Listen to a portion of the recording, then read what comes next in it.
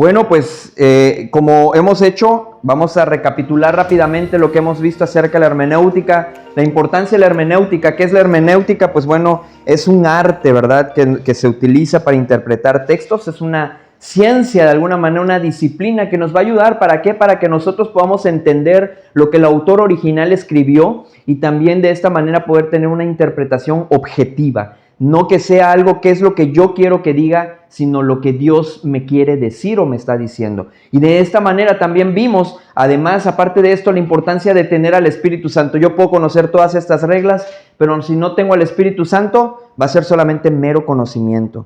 Y cuando solamente adquirimos conocimiento, nos lleva al envanecimiento. Sin embargo, el Espíritu Santo es el mismo que va a producir en nosotros el deseo de querer aprender. Él es el que produce tanto el querer como el hacer por su buena voluntad. Y posteriormente a esto hemos hablado acerca que estas reglas son importantes que nosotros las aprendamos porque tenemos un Dios de orden y todo lo que en una iglesia, en una congregación debe hacer cuando es de Cristo verdaderamente es establecer un orden, y estas reglas nos van a ayudar para no salirnos de esas reglas, más bien no salirnos de ese marco doctrinal en el cual se funda una iglesia, para no caer en una eisegesis, es decir, caer en algo que nosotros queremos que diga a realmente a lo que Dios quiere decir. Y dentro de eso nosotros hablamos, una importante es que todo se debe hacer decentemente y en orden, y esto con la finalidad de que el cuerpo de Cristo sea edificado. Ahora, la primera regla que vimos fue la del contexto, y un texto fuera de su contexto es un pretexto para un error doctrinal, y hemos hablado que un error doctrinal nos lleva a una herejía, o es una herejía, y la herejía nos lleva a una apostasía, o más bien a la apostasía, que es dejar la verdad para abrazar el error. Y posteriormente hablamos aquí la importancia de que la escritura fue escrita para tres grupos. Están los judíos, los gentiles y la iglesia. A esos tres grupos fue escrita la palabra de Dios, y entender esta regla nos va a ayudar a nosotros a interpretar bien al momento de aplicarla o sacar una doctrina de ahí que realmente si es verdaderamente aplicable a la iglesia o no es aplicable para nosotros, si esto es algo que fue un principio para toda la humanidad, y también o hay algo que es específicamente que Dios está tratando ahí con los judíos. Y después de eso hablamos también sobre la regla 3, la regla del tiempo. La regla del tiempo nos va a ayudar a que nosotros nos mantengamos fieles al tiempo en el que Dios escribió esto, y también fieles al tiempo en el que este cumplimiento va a ser o ya fue. Entonces, ese de alguna manera un texto, cuando lo sacamos de su línea de tiempo, nos va a posicionar atemporalmente en un error herégico. Entonces, esta regla nos va a ayudar a nosotros a poder realmente entender los tiempos en los cuales se ha escrito ciertas verdades bíblicas. Ahora también hablamos de las aplicaciones básicas. Por lo menos en un pasaje bíblico tiene una sola interpretación, pero puede tener varias aplicaciones. Entonces, de esta manera, las aplicaciones que vimos es la aplicación histórica, la aplicación doctrinal y la aplicación devocional, o esa aplicación que voy a tener ese tiempo a solas con Dios, ¿verdad? Cómo Dios me va a hablar a mí, cómo Dios le habla a su iglesia y cómo Dios de alguna manera habla de manera general a toda la humanidad acerca de esta aplicación histórica. Nos va a posicionar a nosotros en el tiempo, es decir, nos va a poder tener un contexto histórico para que podamos entender el por qué se dijo lo que se dijo, por qué, cuándo fue el tiempo en el que se dijo, y de esa manera lo vamos a poder nosotros interpretar de una manera correcta. Y la regla 5 que vimos es los tipos y cuadros. En esta regla de los tipos y cuadros nos ayuda a nosotros. ¿Por qué? Porque la hermenéutica no es solo entender datos, sino entender el camino que Dios trazó para que el hombre vuelva a Él. Ese es el objetivo de toda la palabra de Dios, que el hombre vuelva a Dios, que sea como Dios quiere que seamos.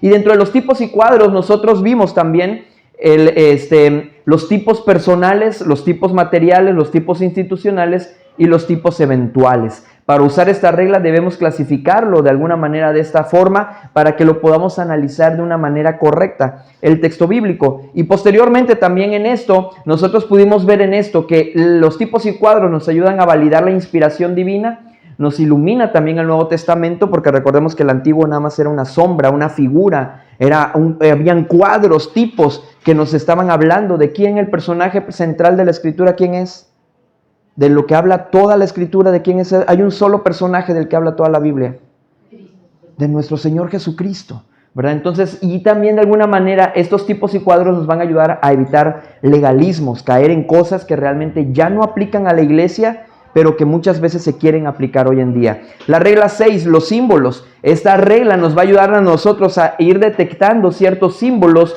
y el mal uso de ellos nos pueden generar herejías terribles, interpretaciones fantasiosas y caer en realmente terminamos cayendo en una cuestión más que todo, una interpretación que está lejos realmente de lo que la palabra de Dios nos está, el uso que se le está dando con ese símbolo, ¿verdad? Bíblico. Ahora la Biblia nos interpreta sus propios símbolos, eso es lo que no debemos de perder de vista, es que la palabra de Dios se interpreta a sí misma, por lo tanto los símbolos también se interpretan de esa manera. Ahora también hablábamos de la multiplicidad de alguna manera nos habla acerca que los símbolos muchas veces pueden ser aplicados para varias cosas. Uno de los que siempre recalco es el león. El león, la palabra de Dios nos dice que Cristo, que Dios es el león de la tribu de Judá. Pero también nos dice la palabra de Dios que el diablo anda como león rugiente. Es decir, ese símbolo que vendría siendo el león puede ser usado tanto para Cristo, pero también para el diablo. Entonces, la serpiente también que podemos verlo con Moisés, y esto es algo que ya vimos, sin embargo, podemos hablar sobre eso, la multiplicidad. Dios usa cosas ordinarias como el pan. ¿Cuántos tenemos sal en la cocina? Todos tenemos sal en la cocina. La sal nos hace y nos dice la palabra de Dios que nosotros somos luz y sal. Entonces, algo con símbolos tan simples, tan sencillos, tan ordinarios, Dios lo utiliza para enseñarnos cosas extraordinarias. Esto hace que la teología no sea exclusiva, porque la palabra de Dios no dice interpretación privada, sino que cualquiera de nosotros la podamos entender. Ahora vamos a la siguiente, y en esta podemos encontrar algo importante, esta semillita que no debemos de perderla de vista. Recuerda siempre aplicar la regla de oro. El contexto determina el significado final del símbolo. Y de ahí nos lleva la regla número 7, los números. En esta regla de los números nosotros hablamos y abordamos o tocamos temas. Vamos a la siguiente. Tocamos temas, la importancia donde el número solo tiene significado si la Biblia lo usa consistentemente para representar una misma idea. Es decir, lo vamos a encontrar más de una vez ese número o esa cantidad específica, repetido varias veces en la Biblia, y el contexto nos va a ayudar a nosotros a interpretar el significado de este. Posteriormente, lo importante es que tenemos que observar, tenemos que relacionar, pero también tenemos que filtrar. Más adelante continuamos viendo que la Biblia no es un rompecabezas para ser resuelto, sino es un tesoro para ser descubierto, ¿verdad? Y posteriormente esto nos lleva a la regla 8, que es la regla de la primera mención, que esto lo vimos el domingo pasado, y en esta primera mención hablamos nosotros que la primera mención hasta la última forman un marco doctrinal del cual se establece un principio divino, es decir, tengo el punto A hasta el punto B, todo lo que hay entre el punto A hasta el punto B me sirven a mí para establecer un marco doctrinal, es decir, donde yo voy a sentar ese principio y lo voy a poder estudiar en base a todo lo que la Biblia me habla acerca de esa primera mención. Y en este dimos varios ejemplos. ¿Y para qué nos sirve? ¿Y por qué es importante la primera mención? Porque nos va a ayudar a evitar interpretaciones caprichosas. Es decir, yo quiero que a fuerzas diga lo que quiero que diga la palabra de Dios. Hay cuántos pastores, cuántos predicadores, cuántos falsos maestros, porque no son más que eso, a fuerzas quieren enfrascarse en sacar un texto fuera de su contexto, no se van a la primera mención, sino nada más están enfocándose en un solo texto, y ahí es donde cometemos una herejía. Muestra además, la primera mención nos muestra la unidad de la Biblia, demuestra que es un solo autor, y ese autor de la Escritura es el Espíritu Santo. Pero también a la vez nos revela el propósito original, nos va a ayudar a entender qué tenía Dios en mente antes de que el pecado o la tradición humana distorsionara el concepto y el principio divino. La semilla que nos queda aquí es que la primera mención es la promesa, es el principio, y el resto de la Biblia es el cumplimiento, ¿sí? Y ahora el día de hoy nos lleva a la mención plena. ¿Van muy ligadas la primera mención con la mención plena? Sí. Pero hay una distinción y esas se las vamos a hablar y la vamos a ver el día de hoy. Si la regla de la primera mención es descubrir la semilla de una doctrina, la regla de la mención plena o mención completa es contemplar el árbol en su máxima expresión. La primera mención es esa semillita, es esa primera ocasión que se menciona en la Biblia, por decirlo, la palabra amor. El domingo pasado hacíamos un ejercicio de que buscáramos en nuestra concordancia una palabra, y esa palabra que vamos a buscar en la concordancia vamos a ver cuántos textos me hablan acerca de esto. Y por lo regular una de las primeras es el Génesis al que nos refiere, o nos va llevando a un primer libro que menciona esa palabra. Entonces, esa es la primera mención. La mención plena, ¿en qué nos ayuda y en qué nos sirve? Es que esa sola palabrita nos la desglosa en todo un capítulo o nos la desglosa en todo un pasaje de la Biblia donde son varios versículos que nos van hablando sobre eso. Entonces, vamos a ir viendo ejemplos para que lo vayamos entendiendo aún mayor. Esta regla nos va a ayudar a ser el antídoto perfecto contra las herejías y las confusiones doctrinales. Y aquí hay algo que quiero resaltar en esto. Esta regla establece que para cada doctrina o tema importante en la Biblia, el Espíritu Santo ha destinado un pasaje o un capítulo o un bloque de capítulos específicos donde ese tema se explica de forma exhaustiva, completa y definitiva.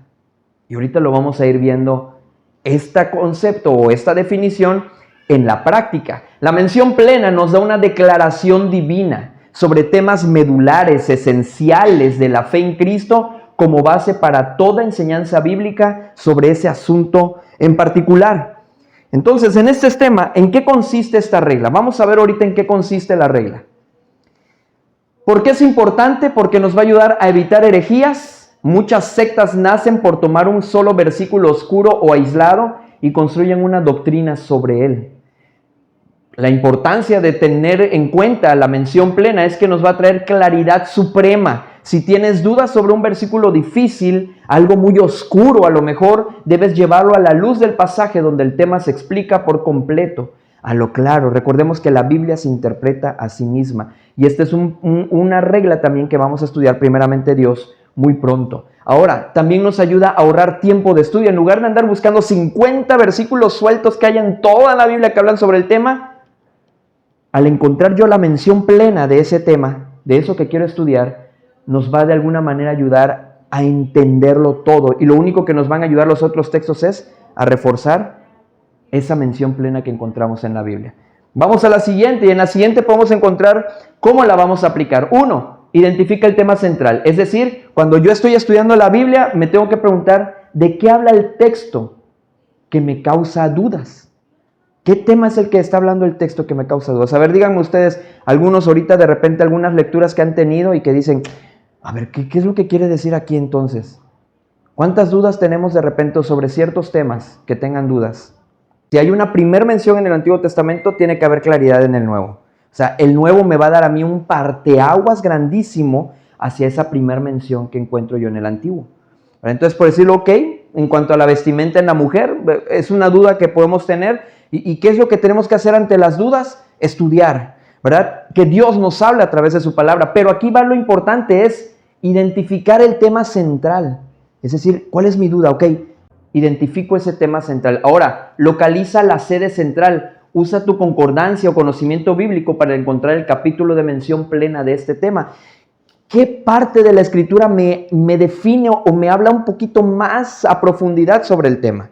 Que no sea un solo texto. Ahorita vamos a ver unos ejemplos. Ahora, lo otro es, pasa el versículo por el filtro. Cualquier interpretación que le des a un versículo aislado no puede contradecir lo que establece el pasaje de mención plena. Es decir, tengo ese versículo, ok, pero no me puede contradecir la mención plena. Es decir, donde aborda exhaustivamente el autor, ya sea que haya hablado Cristo, ya sea que haya hablado alguno de los apóstoles, ya sea que lo haya hablado o tratado alguno de los profetas, quien haya sido el que esté dando la mención plena, no me puede contradecir ese versículo aislado. Es decir, ese solo versículo, porque la mención plena, la primera mención, muchas veces va a ser un solo texto. Pero ese texto no lo puedo ejercer ni hacer una doctrina de un solo texto donde encontré la primera mención, si no lo pongo dentro del marco doctrinal. Y para encontrarlo y ponerlo dentro del marco doctrinal me tengo que ir en todos los versículos y todos los pasajes de la Biblia que hablan sobre ese tema. Y dentro de todos esos voy a encontrar uno que va a ser la mención plena, donde vamos a encontrar varios versículos que nos van a hablar de ello. Entonces, basándonos en eso, por eso es fundamental Esta regla, porque nos va a evitar herejías, tener claridad suprema, nos va a ahorrar tiempo de estudio. ¿Cómo lo vamos a aplicar? Vamos a identificar el tema central, de qué habla el texto, localizar la sede central, es decir, usando una concordancia, con un diccionario bíblico también nos puede ayudar mucho. Pasa el versículo por el filtro, es decir, que si esto me va a contradecir, la interpretación de mi versículo está equivocada. Esta regla está muy ligada y conectada con la regla anterior, la de la primera mención, que lo que busca la primera mención hasta lo que busca la primera mención hasta la última, no olvidemos, es formar un marco doctrinal del cual se establece un principio divino, es decir, de principio a fin lo que Dios establece sobre ese tema. Ahora, la mención plena es donde varios versículos o capítulos abordan la temática, pero de manera clara, precisa, que establece la verdad completa, donde todos los demás pasajes bíblicos del marco doctrinal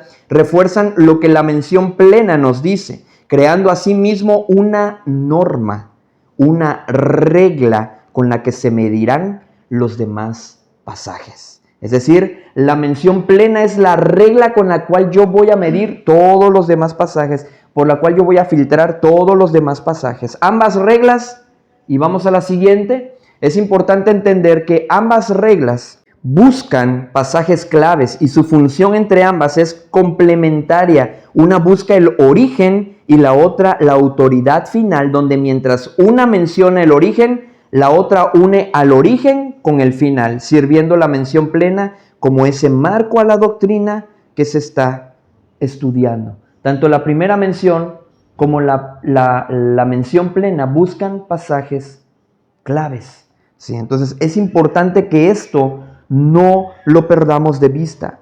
Ambas se complementan. Mientras una busca el origen, la otra busca toda la autoridad completa y total de la Escritura. Ahora, la primera mención es el ADN. Se usa para descubrir el sentido original y la naturaleza de un concepto. Su aplicación es definitiva. Es decir, te dice qué es esto y cómo empezó en la mente de Dios. La primera mención es el ADN, es de donde se origina todo, de donde viene todo. Es decir, la primera mención nos va a ayudar a nosotros a decir, mira, esto es esto, punto. Y cómo empezó en la mente de Dios. Pero la mención plena se usa para entender el funcionamiento y los límites de una doctrina, es decir, bueno, esto es esto, ya me lo dijo la primera mención, pero la mención plena me está diciendo a mí, así es como funciona. Estos son los límites de los cuales no te puedes salir para no desviarte del marco doctrinal. Y de esa manera es como vamos a ver una tabla comparativa. Fíjense bien, vamos a la siguiente y en la siguiente vamos a ver esta tabla comparativa, la regla, la primera mención. Estamos hablando que la primera mención es el origen. ¿Qué buscar? ¿Qué voy a buscar yo en la primera mención? La primera vez que aparece la palabra o concepto, usualmente lo podemos encontrar en Génesis, no de todos los temas, pero usualmente en Génesis.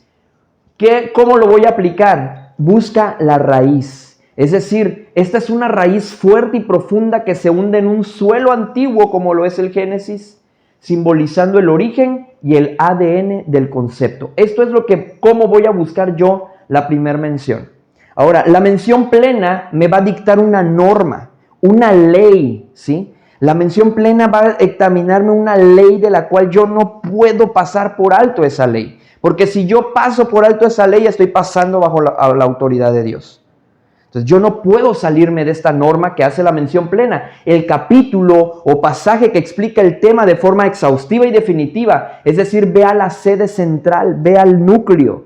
Es el eje principal, un pilar sólido y maduro que se eleva representando la norma completa de la doctrina y el contexto de qué me va a ayudar. Es como el vecindario, es como donde nosotros vivimos, donde tú vives tienes vecinos y si las personas si quieren saber un poco de ti, pueden ir con los vecinos y los vecinos van a dar referencia de cómo vivimos. No nos vayamos lejos, vámonos con la familia. Si ustedes quieren saber realmente cómo es Joel, pregúntenle a mi esposa y pregúntenle a mis hijos. Ellos le van a poner en un contexto de cómo es Joel. Es lo mismo en este sentido. El contexto de alguna manera es un vecindario y los versículos de arriba y los de abajo nos van a ayudar a entender el propósito del libro completo. No saques el texto de su casa. Es como una lupa y un faro que define e ilumina el vecindario específico del versículo para darte una aplicación correcta. Para eso, estos no los podemos separar nunca. La primera mención, la mención plena y el contexto. De hecho, todas las reglas van una tomada de la mano de la otra. Entonces, es importante en ese sentido nunca separarlas. La primera mención, la mención plena, siempre la vamos a entender dentro de su contexto. Recordemos que esa es una regla de oro. Todo lo que voy a estudiar no lo puedo sacar de su contexto. Vamos a la siguiente. O sea que, por ejemplo, si yo voy a estudiar o estoy leyendo sobre un versículo cualquiera, de ahí puedo partir para buscar la primera mención sobre este versículo y ya luego ponerme en contexto y luego buscar la mención plena. Exacto. Y así entender sobre qué está hablando realmente el versículo. ¿Sí? Sobre todo, darle la interpretación correcta. Lo que estamos buscando y lo que busca la hermenéutica es que interpretemos la Biblia de una manera correcta. Entonces, lo estoy leyendo, pero realmente, ¿qué es lo que Dios quiere decirme? ¿Qué es lo que Dios está diciendo ahí? Y aquí nos lleva a esta otra tabla comparativa, donde se busca. La primera mención, la regla de la primera mención, ¿dónde se busca? Casi siempre va a ser en el Génesis, en la raíz. Génesis es origen, ¿sí? El inicio de todo. Entonces, ¿dónde se busca por lo regular en el Génesis? O a lo mejor, en este caso, pudiéramos encontrarlo en el primer libro que hace la mención. A lo mejor no fue el Génesis, fue en el Éxodo o fue en Deuteronomio. Pero ¿dónde se originó esa primera mención del plan de Dios sobre ese tema? O de lo que Dios nos deja como la primera lucecita que nos da sobre ese tema. Ahora, la regla de la mención plena en cualquier parte, pero suele estar por lo regular en las epístolas, ¿sí? En las epístolas es donde podemos encontrar de la primera mención aquí, y en las epístolas vamos a encontrar la luz y la claridad de todo el tema. Ahora, ¿qué pregunta responde? Es decir, la primera mención responde a la pregunta, ¿cuál es el significado básico y puro de esta palabra? Es decir, la primera mención, voy a estudiar sobre la fe. ¿Qué es la fe? ¿Cuál es la primera vez donde encontramos la palabra fe? Y ahorita vamos a hacer un ejercicio sobre eso. ¿Cuál es la enseñanza final y completa sobre este tema? Es la pregunta que nos debemos de hacer para buscar la mención plena. Ahora, en caso de una duda, me ayuda a no perder el enfoque original del símbolo, del tipo, del cuadro, de lo que yo esté estudiando. La primera mención me va a ayudar a no perderme el enfoque. Y la regla de la mención me va a ayudar a corregir interpretaciones falsas de versículos aislados. Una metáfora visual que pudiéramos encontrar para esto. La primera mención es la semilla que contiene el diseño. Es la semillita. ¿Se han visto los que han visto los huevos Kinder? ¿No? ¿Se han comprado, han visto de repente alguna vez un huevo Kinder? ¿Qué pasa? El huevo Kinder tiene un recubierto de chocolate bien sabroso, bien delicioso, que primero lo quitamos la envoltura, llegamos a lo que viene siendo el chocolate, disfrutamos el chocolate, pero no podemos morderlo muy fuerte porque detrás del chocolate hay un plástico, y ese plástico trae dentro un muñequito, algo, por eso se llama huevo sorpresa, porque algo te va a sorprender adentro del huevo.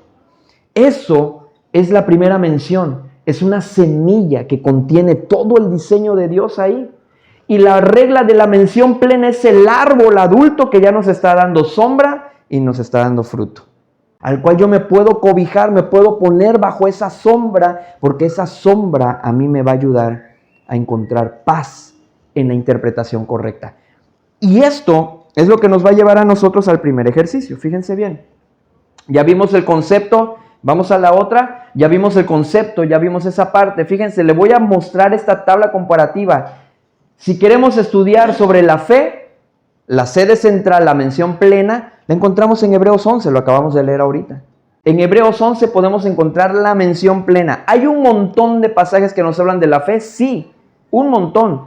Que ninguno de los otros va a contradecir lo que nos dice la mención plena. Donde se estableció la norma, donde se estableció la regla. El amor ágape, 1 Corintios 13. Pero fíjense bien, Hebreos 11 nos define qué es la fe. En el versículo 1 nos define cómo es que agrada a Dios y da el historial completo de los héroes de la fe. No puedes predicar sobre la fe sin hablar o haber estudiado antes Hebreos 11. Ahora, el amor ágape, 1 Corintios 13. 1 Corintios 13, dentro de su contexto, nos habla de que el amor está hecho para servir. Es decir, veníamos hablando de eso, de hecho ahorita con mi esposa en el carro, veníamos de hablando, hoy o ayer fue, hoy, veníamos diciendo la importancia del amor. Le digo, es que cuando yo le digo a mi esposo, a mis hijos, te amo, esas 2 palabras, esas 5 letras, ¿qué es lo que encierran realmente?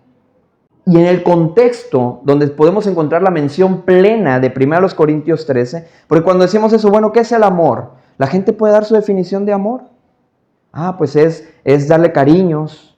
Bueno, sí, eso es parte de. Pero ¿qué más es el amor? ¿Cuál es la mención plena? Lo que me da todo el concepto de lo que es el amor. Lo encontramos en 1 Corintios 13, pero 1 Corintios 13 está en un contexto del servicio a Dios. Entonces establece que los dones sin amor no son nada y define las características del amor verdadero, que es paciente, no tiene envidia, que todo lo soporta. El amor nunca deja de ser, pero está dentro de un contexto del servicio dentro de la iglesia a Dios, de poner mis dones al servicio de los demás.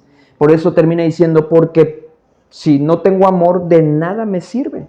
Voy a ser como un címbalo que retiñen, es decir, que nada más está haciendo ruido.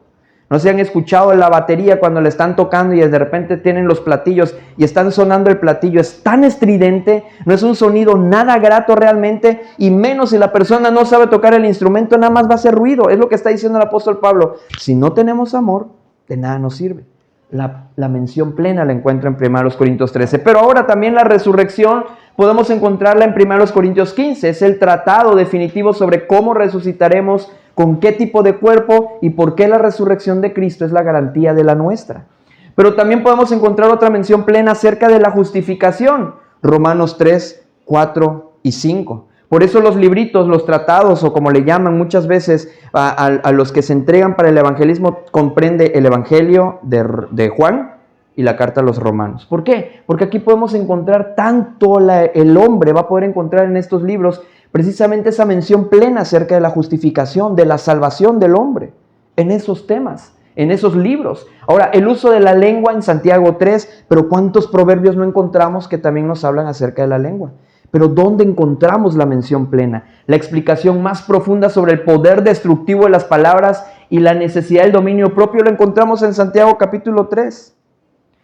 Los dones espirituales, 1 Corintios 12 y 14, ahí vamos a encontrar la mención plena donde cómo está regulado por el Espíritu Santo el funcionamiento de nuestros dones en la iglesia, la variedad de dones que hay y el orden que debe de haber en el culto a Dios al momento que yo ejerzo esos dones espirituales. La disciplina en la iglesia, la mención plena, podemos encontrar varios versículos. Y la otra vez estábamos analizando que hay un versículo que lo aislamos muchas veces, y cuando se reúne una iglesia y nada más han llegado 2 o 3 hermanos, decimos, ay hermanos, no se preocupen, no se sientan tristes porque nada más sabemos 2 o 3, porque dice la Escritura que donde hay 2 o 3 congregados en su nombre, Él está ahí en medio.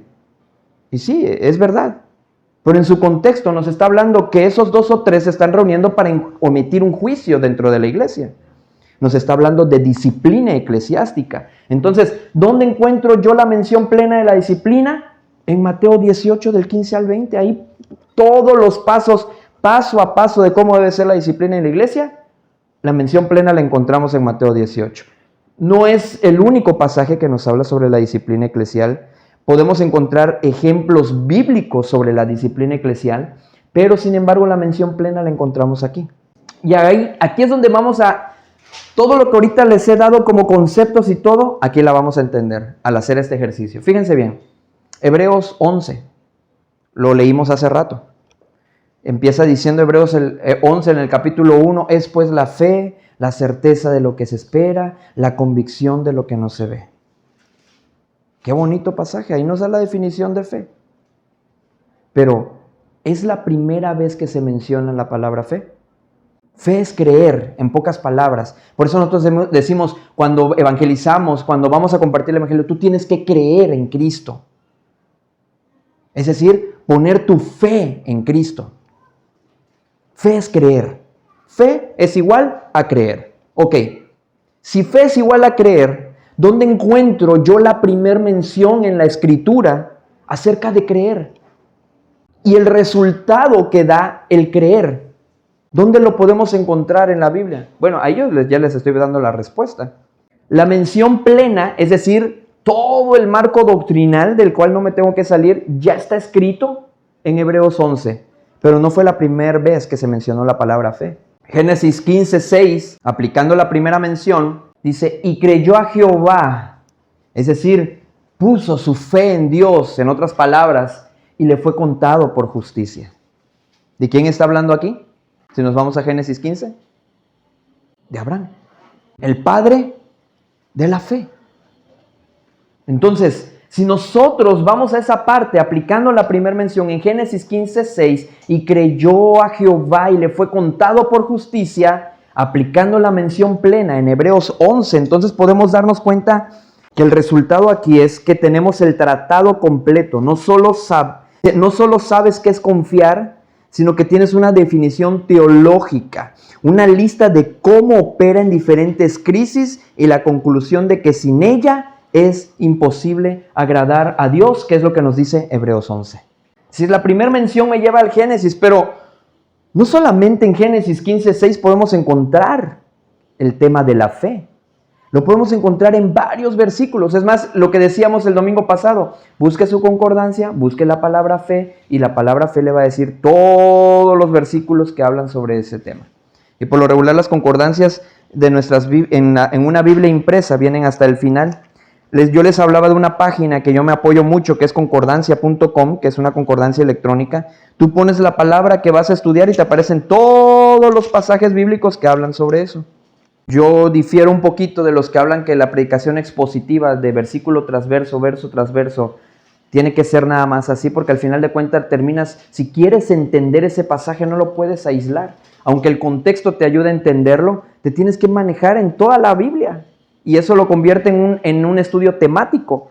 Entonces, la fe. Si nosotros nos vamos a nuestra concordancia, ABC, está en orden alfabético, A, B, C, D, E, F, fe. Fe, no hombre, qué bárbaro. Tienen un montón de versículos. Pero un montón, ¿eh?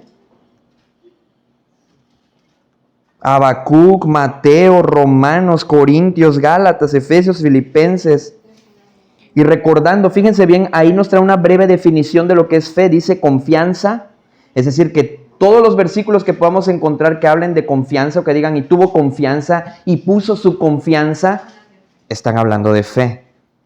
Y creyó, como lo acabamos de ver ahorita en la primera mención, y él creyó o ella creyó, nos está hablando, obedeció, porque la fe es obediencia. Creerle a Dios es obedecerle a Dios. Seguridad es otra de los sinónimos que pudiéramos tener de la palabra fe. Entonces nos aparecen un montón. Sí. Ahora, ¿qué hago con todo ese montón de textos? ¿En dónde los encuadro? ¿En dónde los marco? Porque son tantos y cada uno de esos textos dentro de su contexto puede tener una diferente aplicación.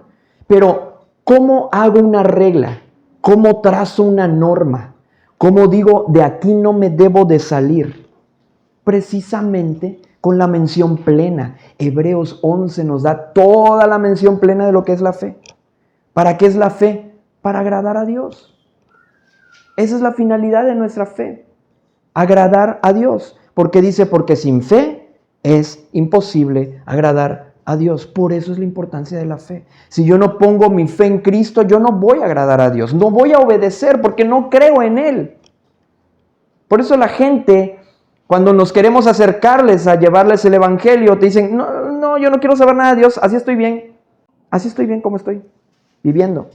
No quieren poner, ¿por qué? Porque saben que creer en Dios, entonces creer que hay un juicio, creer que Cristo vino a la tierra a morir por nosotros, a salvar a los pecadores, porque si no, estamos bajo condenación. Es decir, poner su fe en Dios implica aceptar el plan redentor de Dios, y ellos no quieren eso. Ellos quieren seguir viviendo su vida loca.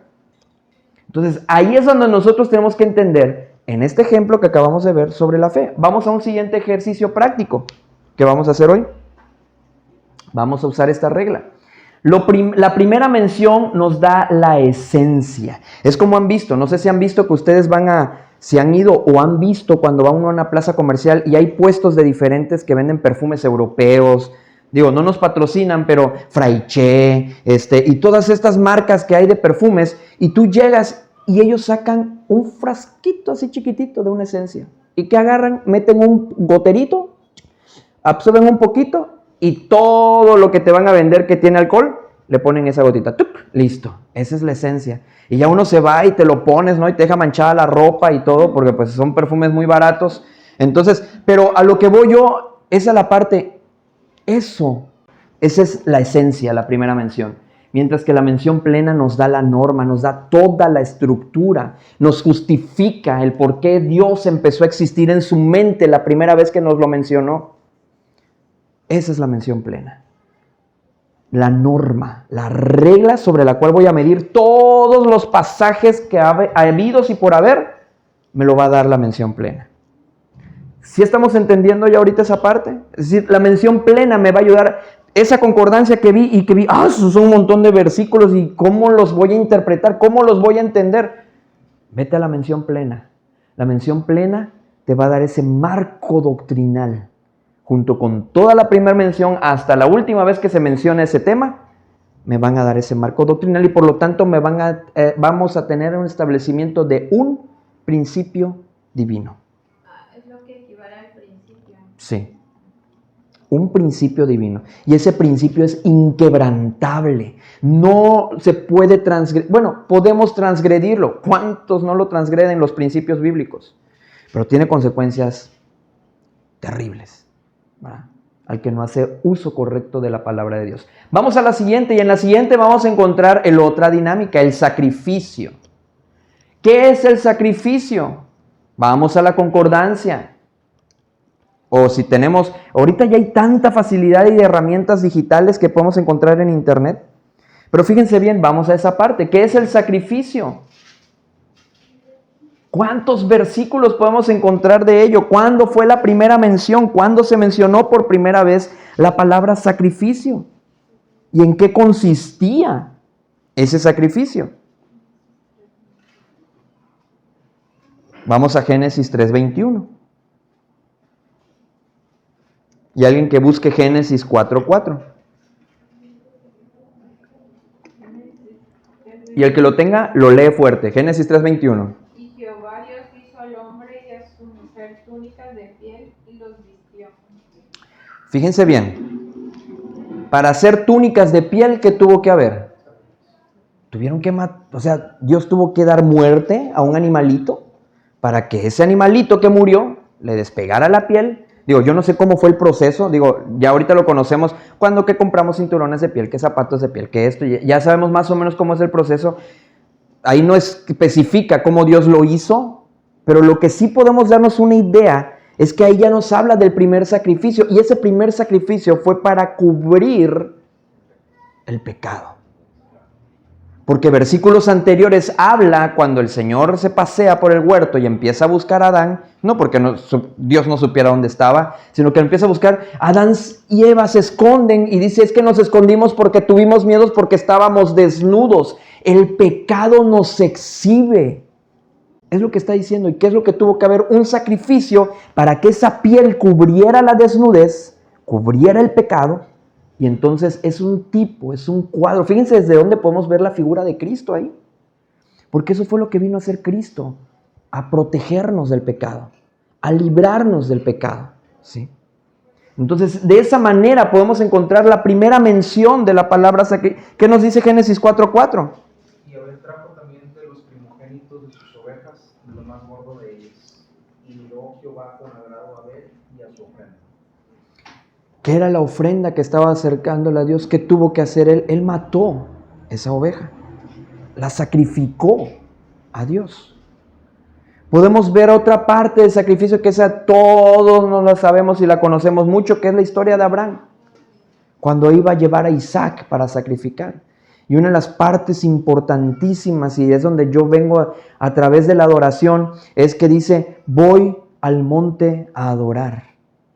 Lo que iba a hacer era sacrificar. Lo que estaba haciendo Abraham era obedecer. Entonces, ahí es donde podemos ir encontrando toda esa parte. Entonces, fíjense bien, aquí descubrimos que el sacrificio desde el inicio implica sustitución. Aquí nos está hablando ya de una doctrina que es la propiciación. Y esta doctrina de la propiciación nos dice es que Cristo iba a tomar nuestro lugar.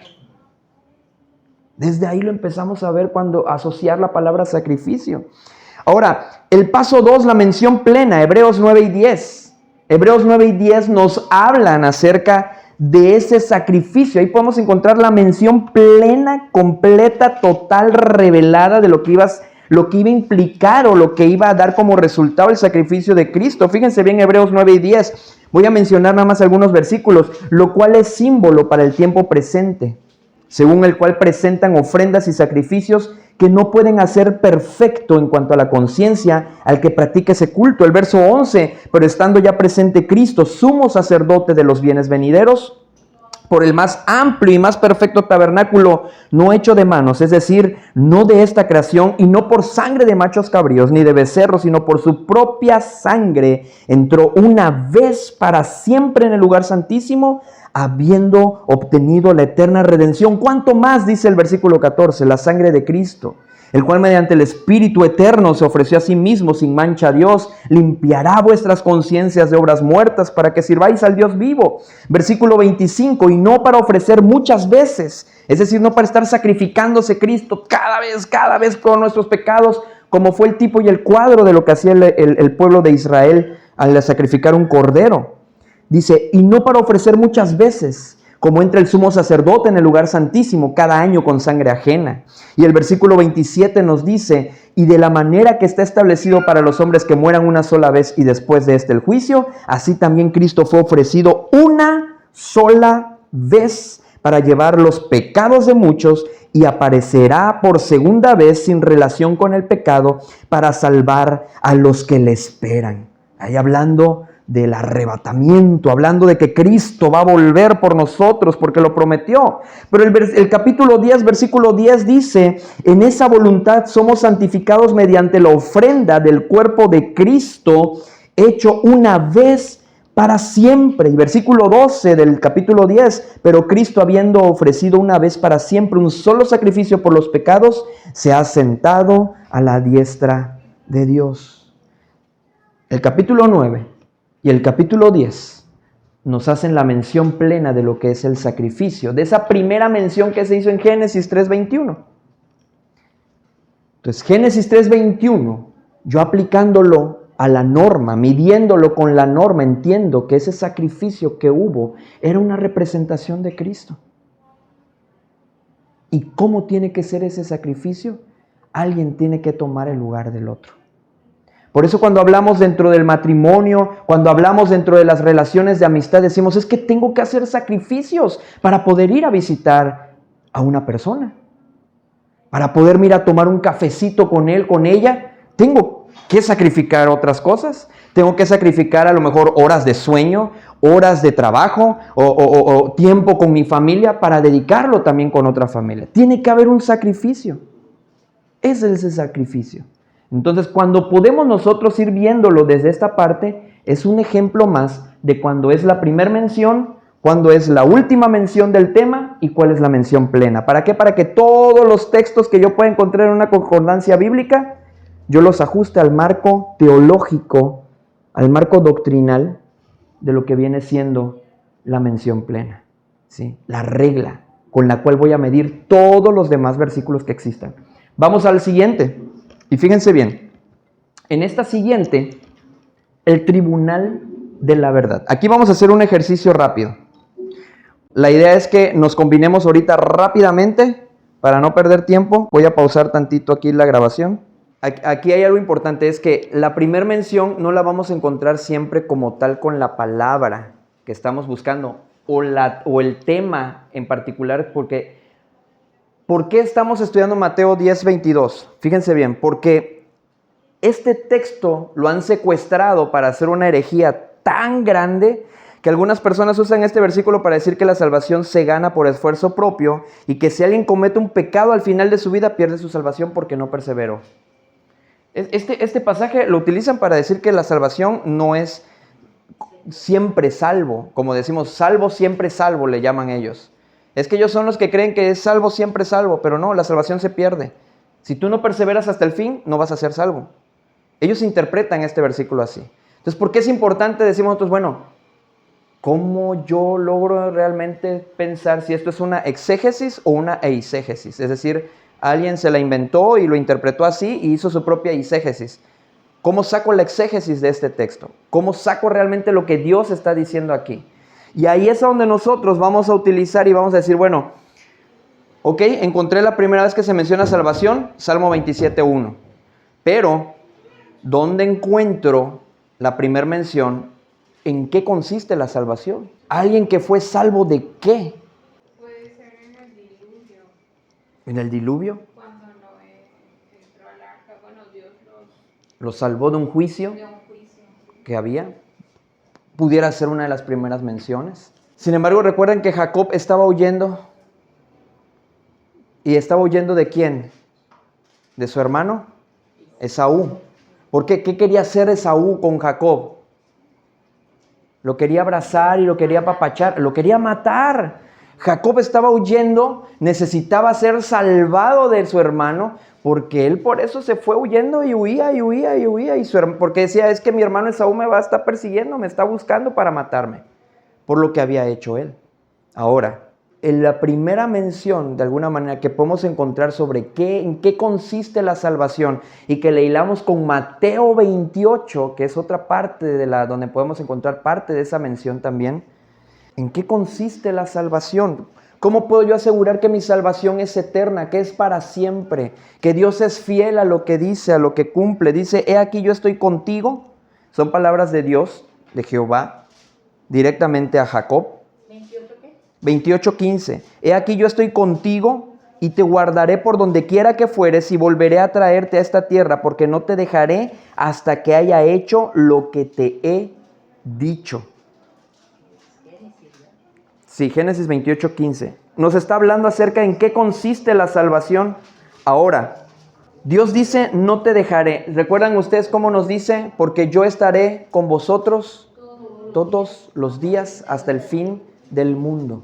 Una de las palabras que también utilizó el Señor Jesucristo, si así no fuera, yo no se los hubiera dicho. Y también podemos encontrar otro pasaje en Hebreos 10:23 que dice, fiel es el que prometió.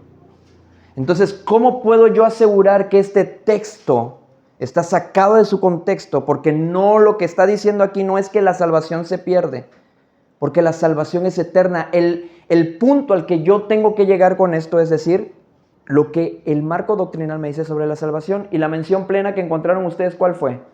Sobre la salvación. Mas yo en tu misericordia he confiado, mi corazón se alegrará en tu salvación. Ok. Romanos 1:16, porque no me avergüenzo del evangelio, porque es poder de Dios para salvación a todo aquel que cree, al judío primeramente y también al griego. Efesios 6:17, y tomad el yelmo de la salvación y la espada del Espíritu, que en la palabra de Dios. Muy bien, perfecto. Pudiéramos encontrar esa parte. Si se dieron cuenta, lo que hicimos fue encontrar, más que todo, otros textos que hablan de la salvación, ¿sí? Estamos buscando menciones ahí, pero lo que queremos es la mención plena, ¿no? Es decir, donde varios pasajes a mí, o por lo menos un pasaje completo y total, me habla acerca de la salvación en particular y que me garantiza que es para siempre. Que esa salvación que yo tengo es para siempre. Fíjense bien, Juan 3 pudiera ser uno de los versículos que pudiéramos nosotros abordar donde nos habla de la salvación, que es para siempre. Romanos 8, 31 al 39, parte de lo que mencionaron también la hermana de no me avergüenzo del Evangelio, que es el 1, si no me recuerdo es Romanos 1, 16, ¿va? Entonces, ¿qué es lo que nos deja esto como de lección o como de tarea? Pregunto yo, ¿ustedes creen que realmente cuando abrimos la palabra de Dios en nuestras casas, realmente la estudiamos? ¿O la leemos? La leemos porque todavía yo no había aprendido que no nada más era leer, hay que buscar el contexto. Yo la leía. Sí. Esto nos debe dejar como reflexión que todas estas herramientas que estamos estudiando es para que en casa las usemos. Para que cuando nos sentemos a lo mejor a tener un momento de adentrarnos a la palabra de Dios, podamos entonces aplicar estas reglas. Cuando lo voy a hacer con mi familia para darles un consejo, cuando lo voy a hacer con mi amigo, con mi amiga que está pasando una situación difícil, cómo poderle realmente decir lo que Dios le quiere decir, no lo que yo pienso que Dios le quiere decir. Eso es lo que a nosotros nos va a ir ayudando en este ejercicio. Fíjense, 1 Corintios 1:9 nos habla de una verdad y de un principio divino que nos dice: fiel es Dios, por el cual fuisteis llamados a la comunión con su Hijo Jesucristo, nuestro Señor. Fiel es Dios. Y la primera mención la podemos encontrar cuando Dios le dijo a él: y esto lo voy a hacer porque yo te lo he dicho. Y cuando podemos encontrar en 1 Tesalonicenses 5:24, porque aquí lo que tenemos nosotros que argumentar es ante aquellos que creen que la salvación se pierde, porque se basan en este pasaje, porque dice: mas el que persevera hasta el fin, este será salvo. Si tú no perseveras, si tú caes en pecado, pierdes tu salvación, la tienes que volver a buscar, la tienes que volver a obtener. ¿Cómo le digo yo que eso no es así? Porque fiel es el que prometió. Me tengo que ir al origen. ¿Quién es el que me dice que la salvación es para siempre? Dios. ¿Quién es Dios para decírmelo? Dios es un Dios fiel. Dios es el que dijo: lo digo, lo cumplo. 1 Tesalonicenses 5:24, que era otro de los versículos que les estaba diciendo, nos dice, el 5:24, fiel es el que os llama, el cual también lo hará. Si Él lo dijo, lo va a hacer. 2 Tesalonicenses, ahí mismo donde estamos, pero más adelantito, 3:3. Dice: pero fiel es el Señor que os afirmará y guardará del mal. Eso es ser salvado, ¿no? Porque lo primero que nos preguntamos, bueno, ¿y salvo de qué? De la condenación eterna, del pecado, del mal. En Cristo estamos guardados, en Cristo está nuestra salvación. Por eso dice, pero fiel es el Señor que os afirmará y guardará del mal. Pero Hebreos 10:23 nos da la claridad. Hebreos 10:23.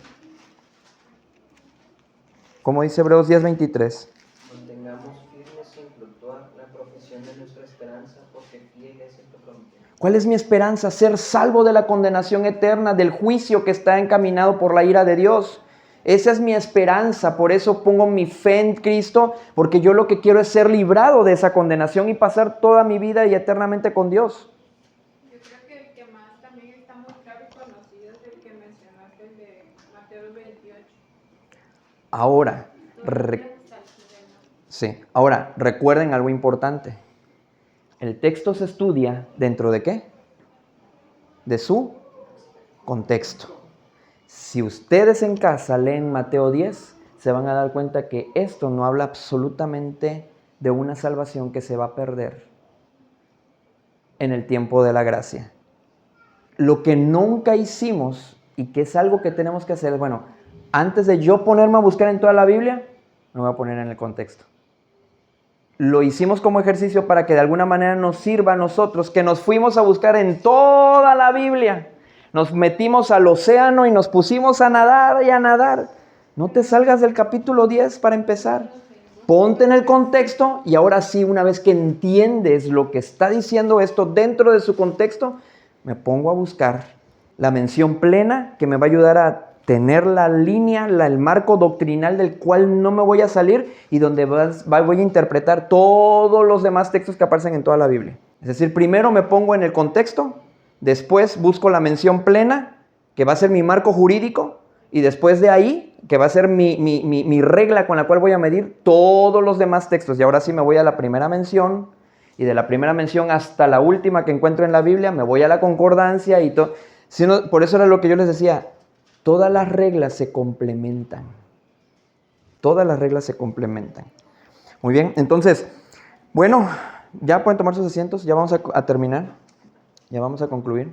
Hoy hemos aprendido entonces que la Biblia no es un rompecabezas, ¿verdad? Porque fue lo que quisimos hacer. Un rompecabezas con las piezas sueltas. ¿Cómo es un rompecabezas? Uno lo abre y todas las piezas vienen todas regadas. ¿Y qué es lo que tenemos que hacer? Pues es agarrar cada pieza, ir viendo para ir armando. La Biblia no es un rompecabezas de piezas sueltas que podemos acomodar a nuestro antojo. La mención plena, de alguna manera, es un organismo. La palabra de Dios es un organismo vivo. Dice la misma palabra que es viva y eficaz. Entonces es un organismo vivo con raíces profundas, un cuerpo sólido en la mención plena y una atmósfera precisa dentro de su contexto. Al salir de aquí, no lleven solo conocimiento técnico, lleven una responsabilidad. O sea, no se lleven solamente, ya aprendimos la nueva regla y ahora, sí, ya vimos otras 8 anteriores y no. No lleven conocimiento técnico. Aquí ustedes están saliendo con una responsabilidad. La de ser obreros que estudian y que trazan bien la palabra. Recuerden que detrás de cada versículo hay personas, hay historias y hay una búsqueda insaciable de la voluntad de Dios. No permitamos que un texto aislado se convierta en una piedra para herir, sino que cada palabra filtrada por estas reglas sea medicina y luz. Vayamos a la palabra de Dios no para buscar excusas, sino para encontrar al autor. Porque al final del día todas estas reglas tienen un solo propósito, que podamos ver a Cristo con mayor claridad en cada página. Que la palabra de Dios sea nuestra guía y el Espíritu Santo nuestro Maestro. Y aquí nos vamos con una tarea para la casa. La salvedad de Jesús. Es una tarea para la casa y el próximo domingo no vamos a tocar ninguna regla. Nos vamos a basar a estudiar esto. El conflicto, les voy a poner en el contexto sobre por qué estudiar la salvedad de Jesús, o como la han conocido, o la han llamado, o la han titulado. Se utiliza Mateo 19:9 para establecer una doctrina que a la luz de la palabra es una herejía, que Cristo permite el divorcio y que establece una salvedad para quedar libre del yugo del matrimonio y poder volverse a casar sin problema, siempre y cuando, aquí es la salvedad, siempre y cuando la persona haya sido infiel, es decir, porque pecó de adulterio o cualquier pecado de inmoralidad sexual. Esa es una postura que existe, y que es real, y que muchos pastores, muchas iglesias la practican y aceptan a personas que están casadas por una segunda ocasión, por una tercera ocasión, por una cuarta ocasión, porque también establecen dentro de esto para justificar esta herejía, dicen, es que cuando estamos en Cristo nuevas criaturas somos y todo lo demás queda en el pasado, tú ya eres nuevo en Cristo. Sí, es cierto, es un principio, pero en el contexto no está estableciendo esto. Entonces, ¿qué es lo que quiero que ustedes se lleven a casa? La salvedad de Jesús, es decir, la postura que vamos a estudiar aquí es, la persona, lo que dice esta postura es, las personas se pueden volver a casar siempre y cuando haya sido por un pecado de adulterio o porque lo cacharon en algún acto inmoral sexual de otro índole, otra situación que lo hayan cachado, entonces me puedo divorciar y me puedo volver a casar. Según estas personas dicen que eso es lo que Cristo quiso decir ahí, cuando dijo salvo por causa de fornicación.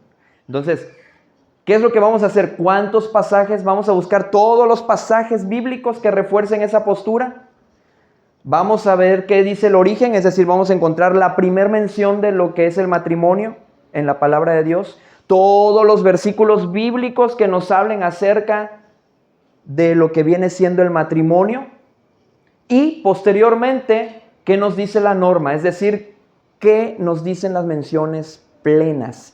Es decir, hay pasajes en la Biblia, y se los voy a dar para que de una vez los tengan también. Primera los Corintios 7, Romanos 7, Efesios 5, porque recordemos que la relación matrimonial es como la de Cristo con su iglesia. Es un cuadro, es un tipo de lo que debe de ser el matrimonio entre hombre y mujer.